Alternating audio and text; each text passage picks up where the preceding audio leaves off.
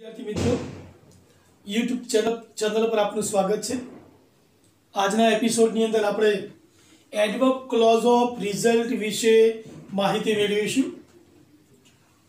એની અંદર TW2 so that અને enough વાળી વાક્યરચનાનો ઉપયોગ થાય છે। સૌપ્રથમ આપણે ટુ વાળી વાક્યરચનાનો ઉપયોગ જોઈશું। TW2 નો મતલબ પણ થાય છે, પણ અહીંયા આપણી આ વાક્યરચનામાં ટુ નો મતલબ વધારે પડતું છે। વધારે પડતું એટલે એટલું વધારે પડતું કે જે પાછળના વાક્યનો અર્થ નકારમાં નકારાત્મક થાય છે। એની વાક્યરચના આ પ્રમાણે છે: કર્તા પ્લસ ક્રિયાપદ પ્લસ ટુ પ્લસ વિશેષણ પ્લસ TO2 ક્રિયાપદનું મૂળ પ્લસ અધર વર્ડ્સ। એક્ઝામ્પલ તમને આપેલું છે, he is too dull to solve the puzzle। વાક્યને પૂરેપૂરા આપણે અનુસરીએ તો આ કરતા ही, ત્યારબાદ ક્રિયાપદ, ત્યારબાદ TW2 વિશેષણ, આ TW2 શબ્દ, ત્યારબાદ વિશેષણ છે ક્રિયાપદનો અને ટુ વાળું એટલે સોલ્વ, ત્યારબાદ અધર વર્ડ્સ। બીજી વાક્યરચના છે સો ધેટ વાળી વાક્યરચના। કર્તા પ્લસ ક્રિયાપદ પ્લસ સો એટલે જે ટુ છે, ટુની જગ્યાએ આપણે સો મૂકીશું।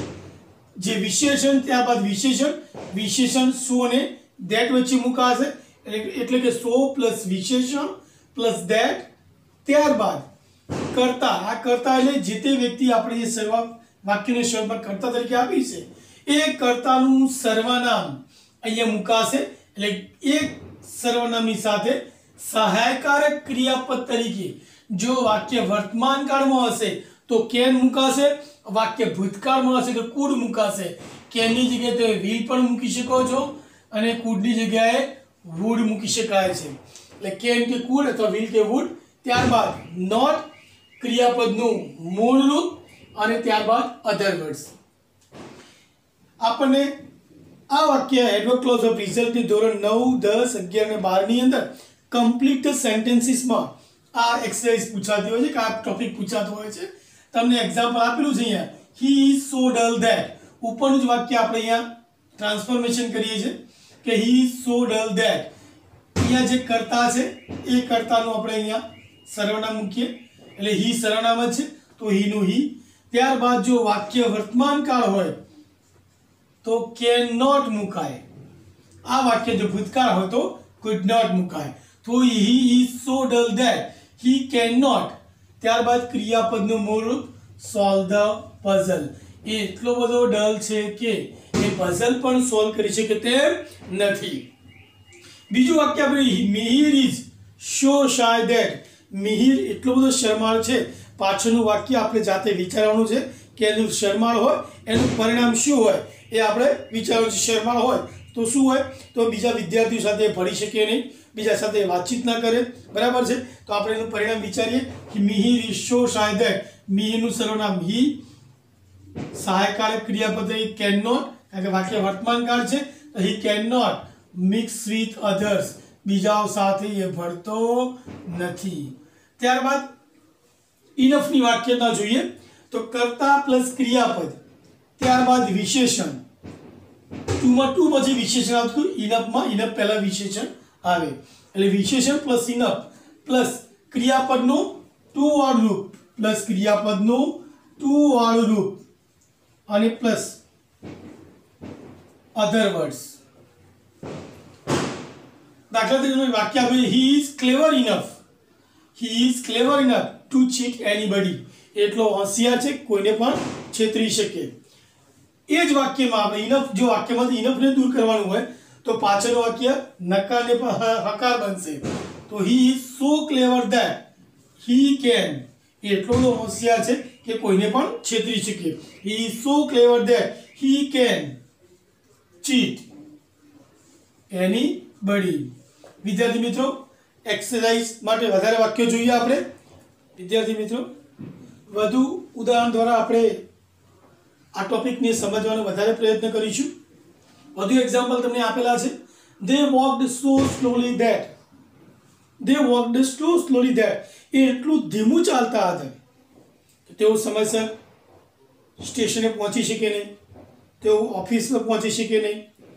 બરાબર છે, આમાંથી કોઈ પણ લખી શકાય. અહીંયા સો સ્લોલી ધેટ, અહીંયા કરતા ધે છે તો ધે સર્વનામ જ છે તો ધેનું ધે જ મૂકીશું. વોકડ ભૂતકાળ છે તો આપણે અહીંયા સહાયકારક ક્રિયાપદ તરીકે વુડ નોટ અથવા કુડ નોટ લઈ શકાય.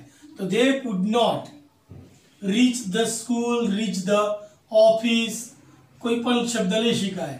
Reach the station in time, in time એટલે સમયસર. Clear? It is too cold, એટલી બધી ઠંડી છે કે આપણે બહાર નીકળી શકીએ તેમ નથી. અહીંયા ખાસ ખ્યાલ એ રાખવાનો છે કે આ ટુ વાળી વાક્ય રચના છે. ટુ વાળી વાક્ય રચનામાં ટુ થી જ વાક્ય જોડાશે.